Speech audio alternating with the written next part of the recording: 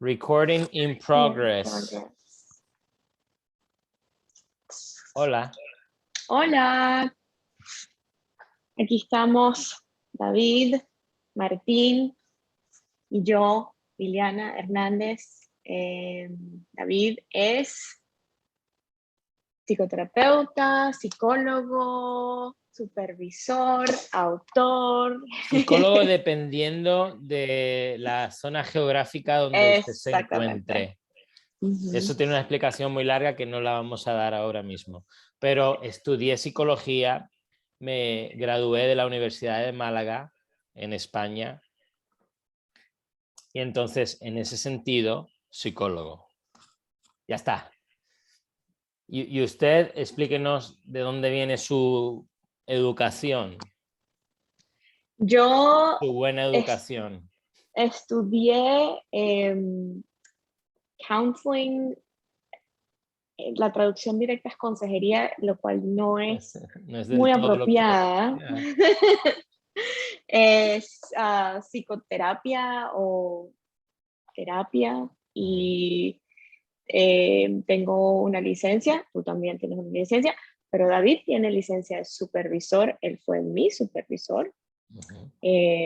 Y bueno, ahora trabajamos en la misma práctica. Yo trabajo para su práctica, que es Martin Counseling. Por ahora. Ahorita.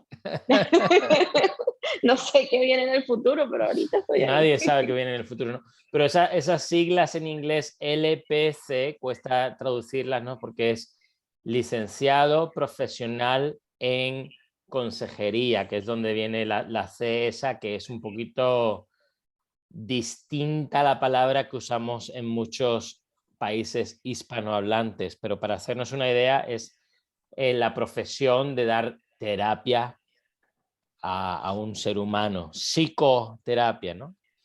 Porque a veces digo, soy terapeuta y me dicen, ¿pero qué tipo de terapeuta? ¿Fisioterapeuta o terapeuta ocupacional? No, es psico de la mente. O si no, vamos más atrás en la historia del alma, de ahí viene la palabra psico, es de psique, que era lo que los antiguos griegos hablaban de ese espíritu, ¿no? De ese alma de la mente. En fin, nos vamos por rollos que no tienen nada que ver con lo que estamos hablando aquí el día de hoy. No, pero todo es relevante porque me pasa exactamente lo mismo. ¿Pero qué es LPC? Licensed Professional Counselor. ¿Y qué quiere decir eso? Ok, ¿cuánto tiempo tienes? ¿Quieres la versión corta o la versión larga? Claro. Pero sí, o sea, es distinto también los requisitos aquí en Estados Unidos que en otros países también. El tiempo que se requiere para estudiar, las horas de supervisión, el tipo de licencia, lo que puedes hacer con la licencia, todo varía. Yo siento que hay que siempre explicar muy bien lo que uno hace, lo que uno ha hecho para llegar a lo que uno hace y la diferencia entre otros lugares. Claro, y en este contexto de una audiencia internacional, que tiene obviamente muchas ventajas, entonces muy posiblemente alguien se conecte en el día de hoy, definitivamente espero que o en el día de hoy o cuando sea que nos estén viendo, que alguien se esté conectando desde España, la madre patria, pero y de hecho estoy viendo aquí que te tengo, a ver si creo que mejor, a ver. No sé si ha cambiado en la grabación del video, pero ahora estamos a igual, porque antes estabas tú grandota y así con mi pantallita pequeña y quizás en la tuya al revés, ¿no? Me tenías a mí en la pantalla grande y ahora cambió. Tengo igual. En Instagram sí, pero en el Zoom, igual.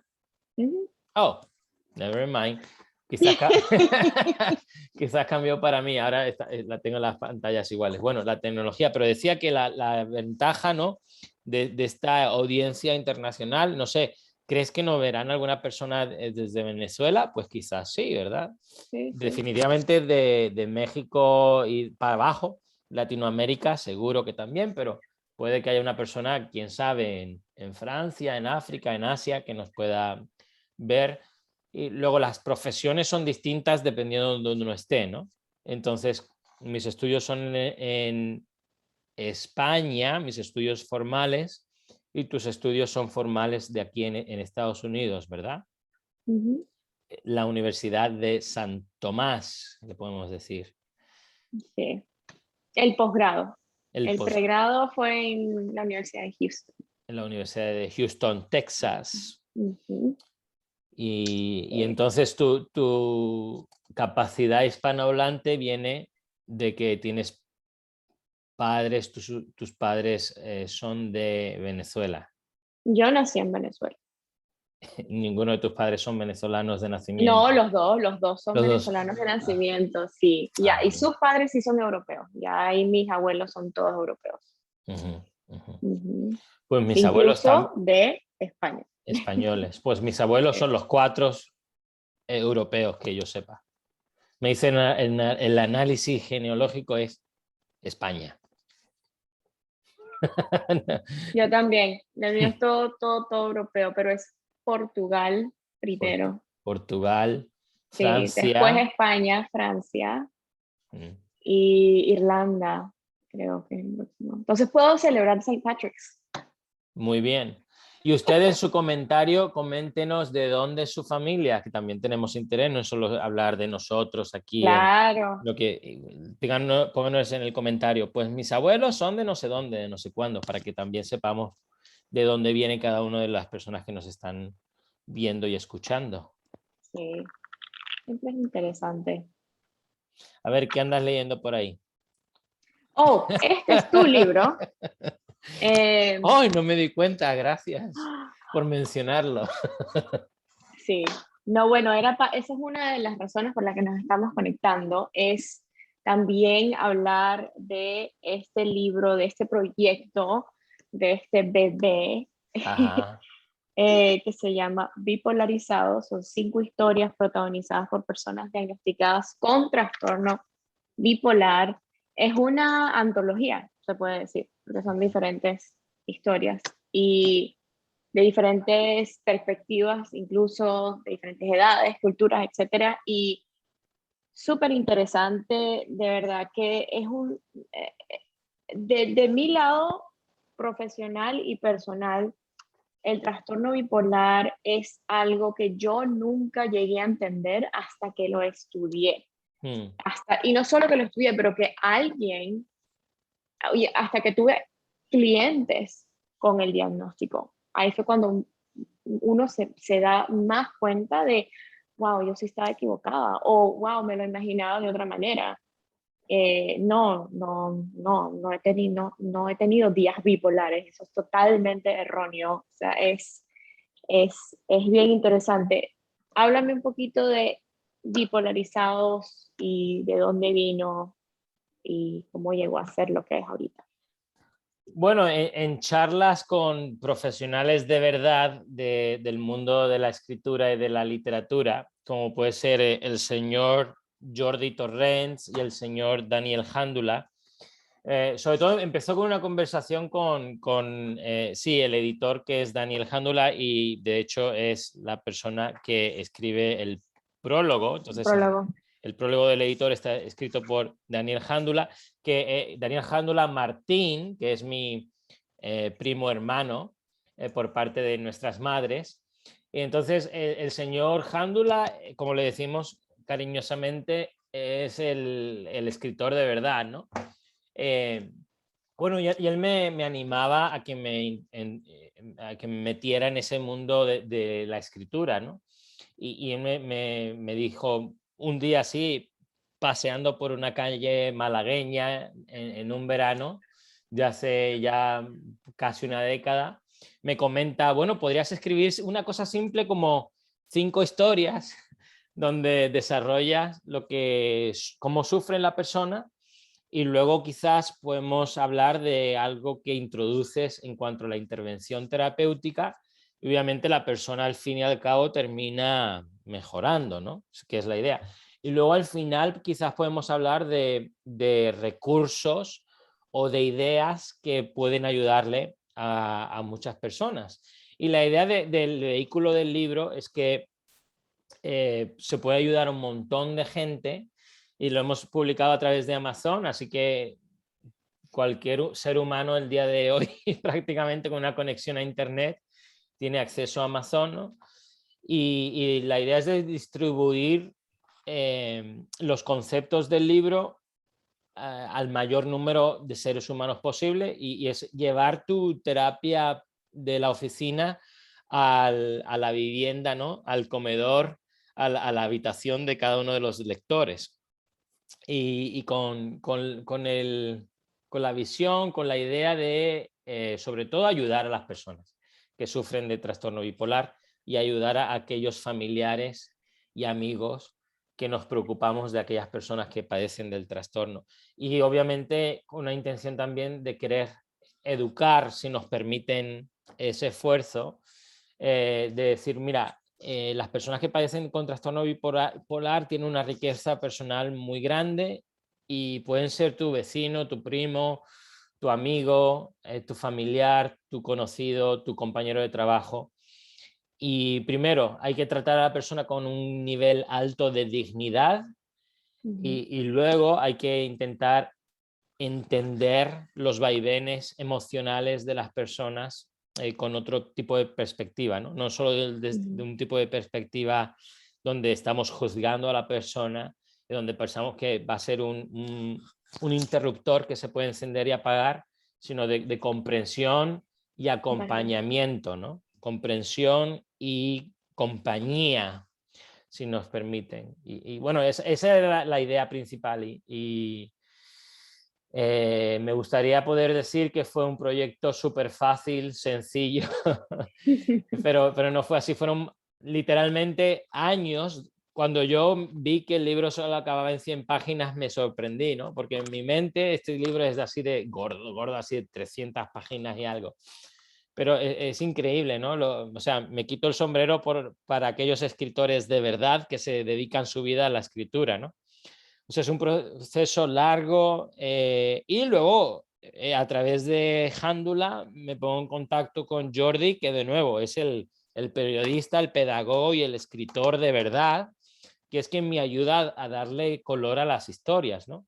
Entonces, entre Jordi, Jándula y yo nos dedicamos durante años al vaivén de ideas, de escritura, de querer ponerlo de una manera o explicarlo de otra con una audiencia sobre todo hispanohablante y quizás mi perspectiva es de más el área internacional donde llevo 16 años hasta ahora trabajando con personas o sea, realmente de todo el mundo, ¿no?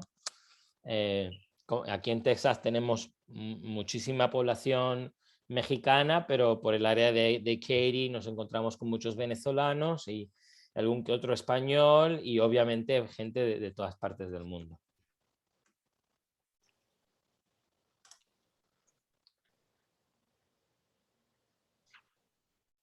Cuando tuviste esa conversación y se te vino esta idea, ¿por qué el trastorno bipolar?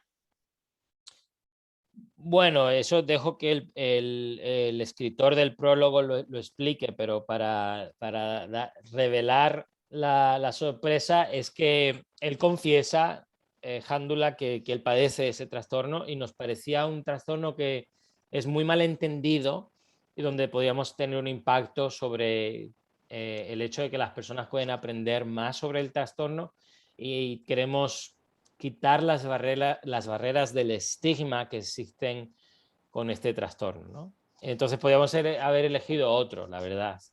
Y quizás en algún día alguien nos ha comentado que quizás podemos hacer una serie de libros, ¿no? A este ritmo quizás no sé, en el 2114 saldrá el siguiente. Pero no solo es quedarnos con el trastorno bipolar, pero al mismo tiempo veíamos que era un espacio donde se necesita más una voz para aquellas personas que padecen de ese trastorno y también la idea de dar esperanza a aquellas personas que lo padecen y a los familiares y amigos, ¿no? Entonces, bueno, fue un poco de análisis y de pensar, ¿nos centramos en un trastorno, sí o no? Y acabamos pensando que sí, que nos queríamos centrar en hablar sobre el trastorno bipolar. Obviamente yo no veo solo a clientes que tienen trastorno bipolar, nuestra audiencia de clientes es más grande, pero sí veíamos que había una necesidad en el mercado literario de enfocarnos en ese tema. Okay. Y como mencioné al principio, yo no llegué a entender muy bien este trastorno, de qué se tratan los diferentes tipos, hasta que, bueno, uno tiene el DSM, o sea, el manual de diagnóstico enfrente y lo lees y lo lees y lo lees y, lo lees y te das cuenta. Pero ¿cuáles son algunas de las señales que puedes observar? Bueno, con tu ojo clínico, obviamente, pero si eres una persona que no está en esta área, ¿cuáles son algunas, como decimos, red flags o banderitas rojas que puedan llevar a que esa persona busque ayuda para ver si es posible que estén dentro de este diagnóstico? Sí, obviamente está el lado de la depresión, que es el caso donde la persona que tiene el trastorno bipolar pues está deprimida, o hay episodios de decaída emocional bastante importantes. Curiosamente, en mi experiencia, no es lo que le lleva a la persona a buscar ayuda profesional con una incidencia alta. Donde ocurre la incidencia alta es en el otro extremo, ¿no? El BI son dos, y el polar, que es eso del polar, son los extremos, ¿no? Entonces, ¿por qué hablamos de dos extremos cuando hablamos del trastorno bipolar? Porque se dan episodios de depresión o episodios de estado de ánimo bajo, y luego ocurre el alto, ¿no? Y el alto se manifiesta sobre todo para las personas que tienen bipolar tipo 1, con un episodio maníaco donde la euforia emocional está presente, o podríamos hablar de un proceso de o de episodio hipomaníaco, que para entendernos es casi maníaco, pero no tanto, donde hay un elevado estado de ánimo. Y entonces, en esa elevación del estado de ánimo es donde se dan los problemas que al final acaban con la persona o internada en un hospital o poniendo el pie en una oficina de terapia. Con menores de edad también hay mucho conflicto con los padres, y entonces estos conflictos llevan a que los padres busquen ayuda y nos traen a los muchachos y a las muchachas, adolescentes o jovencitos, ya siendo adultos, ¿no? 18, 19, 20, 21, donde todavía los pueden arrastrar a una sesión de terapia. Y luego a personas de mayoría de edad, en algunas ocasiones vienen por su propia voluntad, sospechando de que algo va mal, ¿no? Y eso es ideal, porque como con cualquier trastorno o podríamos hablar con cualquier enfermedad mental, el reconocimiento de que hay algo que está ocurriendo, que está mal, cuando ocurre tempranamente, y la intervención temprana a través de la psicoterapia o a través del manejo de medicamentos es muy importante para que se den resultados positivos, ¿no? Y para que la persona no deje de sufrir, pero sufra menos, no sufra tanto como podría sufrir sin ningún tipo de tratamiento.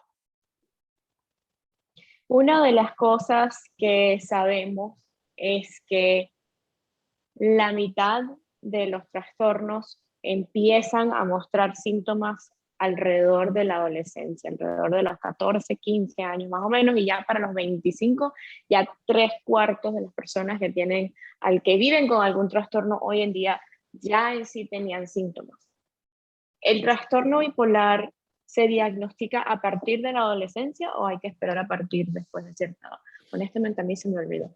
Bueno, sí, el diagnóstico se puede dar durante la adolescencia, eso es válido. De hecho, un psiquiatra me explicó que desde el punto de vista del desarrollo no ve conveniente diagnosticar a un menor de 12 años con un trastorno bipolar. Es decir, que queremos que la persona, y hay distintas razones para ello, pero una de las grandes razones es el proceso de maduración, ¿no? El proceso de madurez, el proceso de desarrollo de las personas jovencitas, ¿no?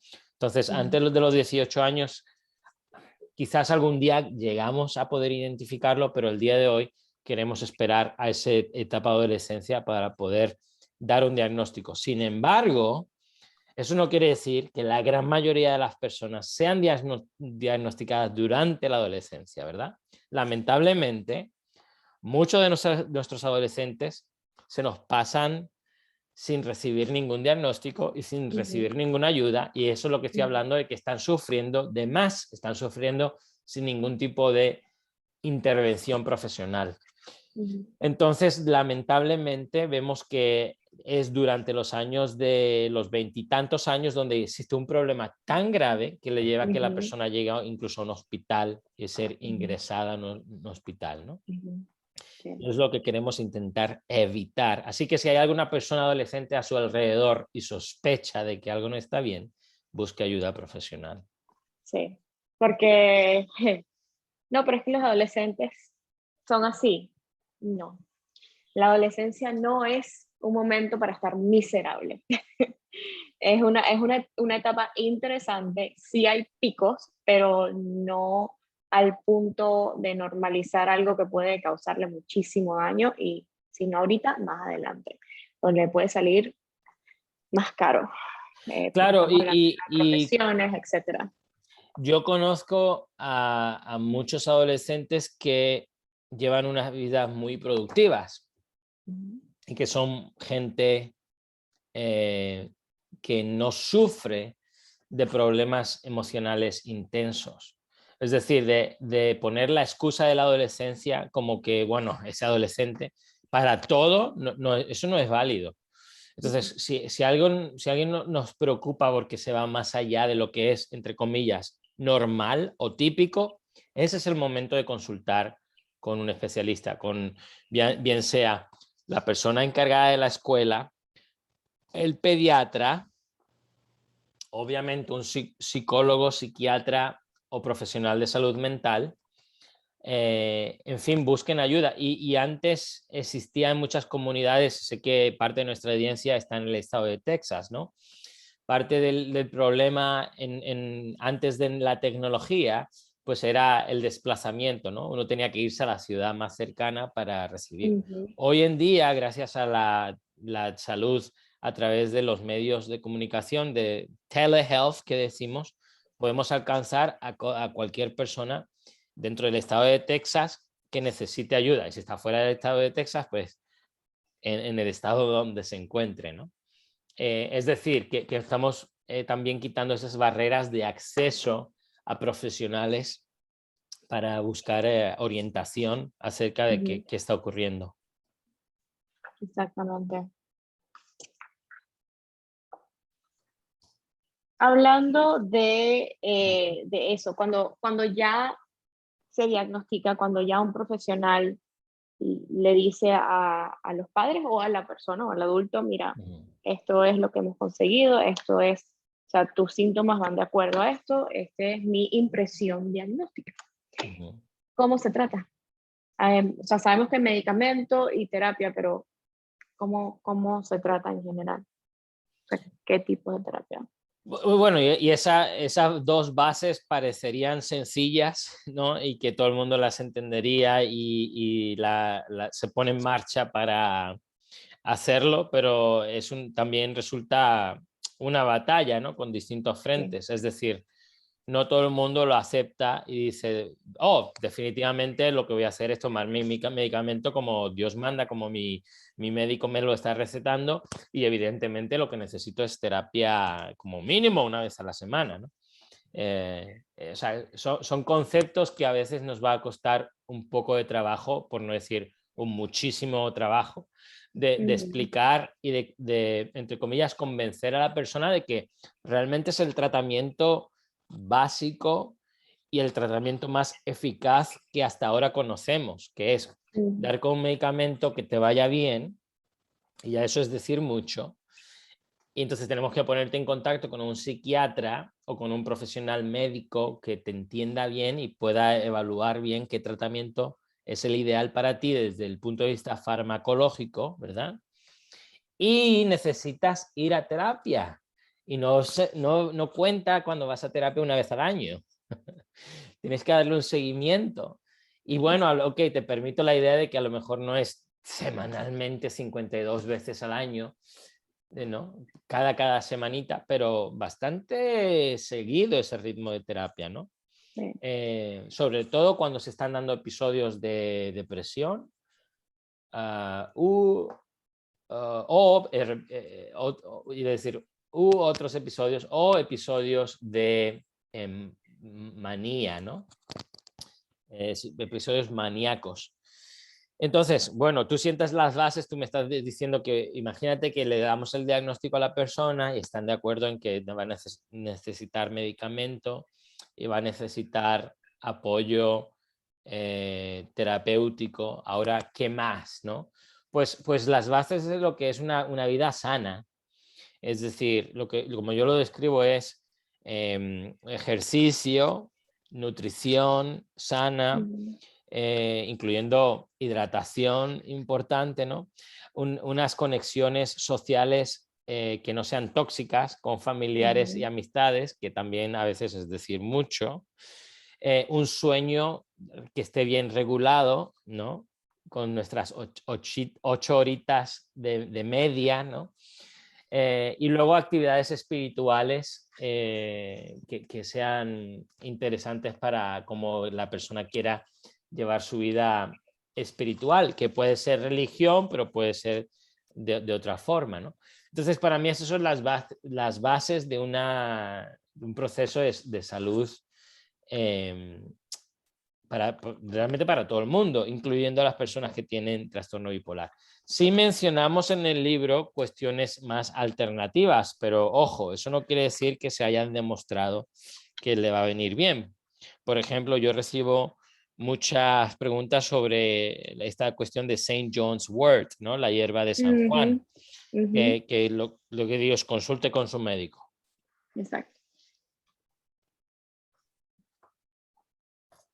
Y hay personas que me dicen que, por ejemplo, la práctica de yoga, la práctica de mindfulness o atención plena, que les viene muy bien. Y eso se puede poner todo en el contexto de intervención terapéutica también, ¿no? Y la terapia la terapia familiar o de pareja. Clave para mí.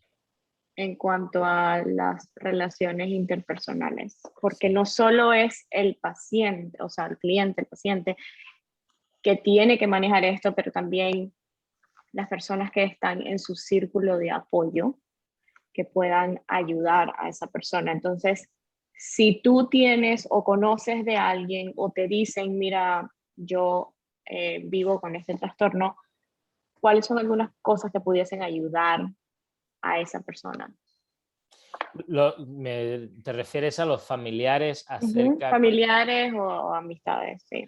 Sí, O pareja. como todo en la vida, ¿no? Es difícil influenciar a otros seres humanos. Yo estaba teniendo una terapia, de hecho, hace un rato, en esta tarde, con una cliente y estamos analizando de por qué, a ver, cómo puedo yo influenciar a mis familiares, ¿no? Acerca de mis creencias, de mis pensamientos, de cómo yo me siento y cómo puedo hacer que otros me acepten, ¿no? O cuando nos encontramos que hay familiares que quieren que la persona haga X tratamiento, ¿no? Y lo que tenemos que entender es que estamos limitados en la profundidad de nuestra influencia hacia otros seres humanos, ¿no? Pero la influencia no debería de venir de forzar a nadie a hacer nada. Eso solo se debe reservar para aquellas situaciones de máximo riesgo, ¿no? ¿Cómo podemos influenciar a otra persona? Bueno, resulta que es creando un vínculo de confianza. Es decir, si no existe confianza entre nosotros, ¿cómo voy a poder intentar influenciarte? Es imposible. tú tienes ya tus ideas, tienes tu mentalidad, tienes tu manera de interpretar la vida y te tengo que respetar esas ideas. Aún así, como persona que me preocupo por ti, quiero darte mi opinión si me la permites que te la comparta, ¿no? Y ese es el aspecto humano de acompañamiento que tenemos que tener con cualquier persona que sufra de cualquier tipo de trastorno emocional o mental. Es primero, te acepto tal y como eres y donde estás, ¿no? Y luego, con mucho tacto, con mucha gentileza, te animo a que intentes buscar ayuda. Voy contigo, te acompaño, ¿sí? El día de mañana, cuando tú estés dispuesto a recibir la ayuda, voy contigo. Yo me he visto muchas veces que las madres quieren traer forzosamente a sus hijos y al final la conversación es, bueno, ¿por qué no vienes tú a terapia? Exactamente. Y lo que tú puedes decirle a tu hijo o a tu hija es, oh, mira, yo voy y de hecho voy a hablar de ti, si quieres ven o si no, no vengas, pero vamos, el tema principal que voy a tratar eres tú. Tú quieres venir, acompáñame a mi sesión, ¿no? Y entonces, esa es otra perspectiva que puede ser mucho más sana que intentar forzar a alguien a hacer algo. Exacto. Sí, sí. Ninguno nos apetece ser forzados a hacer algo en contra de nuestra propia voluntad, ¿verdad? Algo que estoy viendo últimamente, con experiencia propia, adolescentes que quieren ir a terapia, pero los padres se interponen por sus propias creencias limitantes. Claro. Y eso es un tema un poco complejo, ¿no? O por no decir Sí, muy complejo, porque obviamente los padres están al final del día bajo el control financiero, ¿no? Y el control de transporte, podríamos incluso decir, y tienen que firmarnos los documentos el estando de acuerdo, consentimiento. claro, Sí. para que nos estén dando permiso para tratar a un menor de edad. Pero ahí es donde también está el trabajo del profesional de poder ayudar a ese estudiante a explicarle a los padres la necesidad o no Ujú. de una evaluación profesional y de un seguimiento terapéutico de parte de un profesional, ¿no?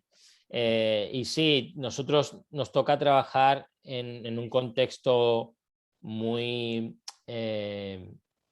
diverso, donde hay personas donde tienen un trasfondo, una historia cultural muy variada.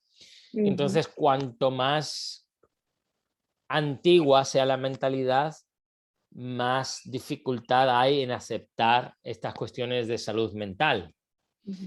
Mientras que cuando hay una generación o una cultura que podríamos llamar más progresiva, en el buen sentido de la palabra, pues la aceptación de estas cuestiones es más amplia, ¿verdad?